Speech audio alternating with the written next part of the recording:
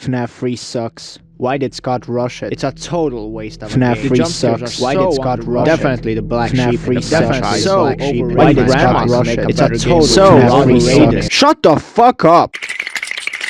Do you guys even know what you're talking about? Well, yeah, FNaF 3 is the worst game in the franchise. What makes you say that? Well, public opinion on the game isn't really spectacular. It doesn't look that good, and the gameplay sucks. Yeah, but do you have any arguments to defend that?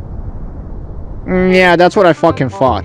Allow me to educate you ignorant twats. Five Nights at Freddy's 3 is unsurprisingly the third game in the Five Nights at Freddy's franchise, which was originally supposed to be the end of the original FNaF story. As it turned out, not even close. The reason behind all these games was, well, later it was marketing and profits, but initially it was so Scott could make a proper ending to FNaF, with FNaF 4, then Sister Location, then Pizzeria Simulator, then Ultimate Custom Night, then Special Delivery. Public opinion of this game can be boiled down to a simple sentence.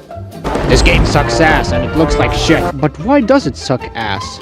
But more importantly, does it suck ass at all? No! Whose ass does it suck? Let's get a deep look into the game, no pun intended. Nothing to talk about on the title screen, so let's go straight into night 1. And there's nothing to do. Bruh. Yep, for some reason you have to pay $8 to get scammed out of one night. Whatever, at least you have the coolest phone guy in this game, affectionately called Phone Dude. Hey, glad you came back for another night. Saw, dude. Reminds me of that one JonTron video with the 90s California video games. Is the point of this game to fly a helicopter to the top of a mountain and chill with a hot babe? After that fiasco, we get to the meat of the game. This is where actual stuff happens, but sadly, we lose the greatest character Scott has ever created. Except maybe Toy Chica. She is such a bad bitch though. Also, this guy gets introduced to the attraction, which makes absolutely zero sense how they thought it was an animatronic. Imagine the smell coming off of that thing. Yeah, but the animatronics also smell pretty bad. Yeah, have you ever been next to an actual dead body? This guy isn't even concealed in a metal container like the kids. You also start to get hallucinations, most notably balloon twat and this panel thingy to repair the systems. I'm surprised the building didn't collapse by the amount of repairs you have to do in a single night. Rinse and repeat for the next few nights, add some modes, and no custom night. What? Okay, that's it. This game is by far the worst in the franchise. 0 out of 10. Yeah, okay, sure. Let's run down the facts and see for ourselves. Pros. A new location was added, which is always cool. Unique game mechanics kept the game fresh and different from the previous ones. Excellent main character design, which is arguably the greatest in the series and the greatest story building of any other FNaF game, in my opinion. With the best endings, which make you either realize that you have to try better to free the soul, or extreme satisfaction in seeing the empty masks.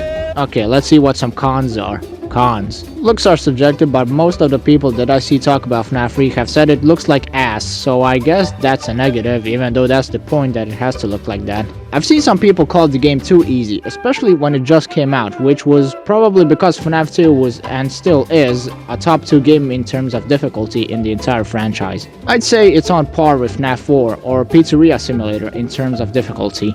Retarded hints and ways to get the good ending. The tiles really take the cake here, no pun intended, for being stupidly bad, but I still don't see what all the fuss was about. It wasn't something stupid like you had to find a calculator and type in some algebra shit to unlock the minigame. Sit your ass down, it wasn't that bad. The final point was that FNaF 3 simply didn't introduce enough to justify its creation. Okay, sure, let's rewind and see what we found out lore-wise.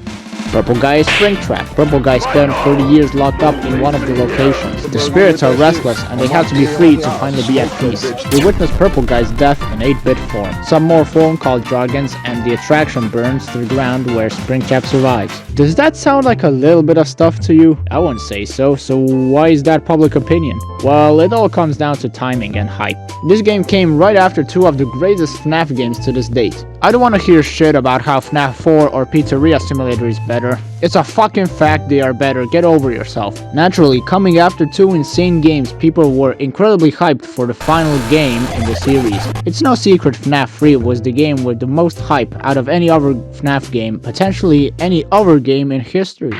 I remember it being labeled as a grand finale to the legendary trilogy where all the loose ends were gonna be tied.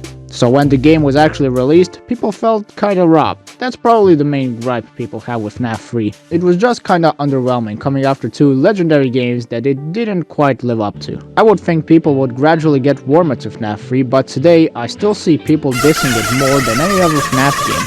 Why? Because they are stuck in the past with the mindset that it didn't accomplish anything, which, newsflash, is an 8-year-old outdated opinion. Just grow up, bro. You graduated in 2017, you can't get your childhood back. I didn't even get to talk about the game as a standalone title. If that was the case, it would easily be an insanely good game. So to answer the original question, why is the game still viewed as a flop in the public opinion? More or less because of its underwhelming content compared to the previous 2 installments. Was it justified? Nah, not really. Even though Scott himself said he wasn't satisfied with the game, that still undermines all the work and effort he put into that game. So should it be viewed higher than the first 2 games? No. Is the game F-tier worthy? Not even close. I'd say it's slightly better than Sister Location and slightly behind FNAF 4.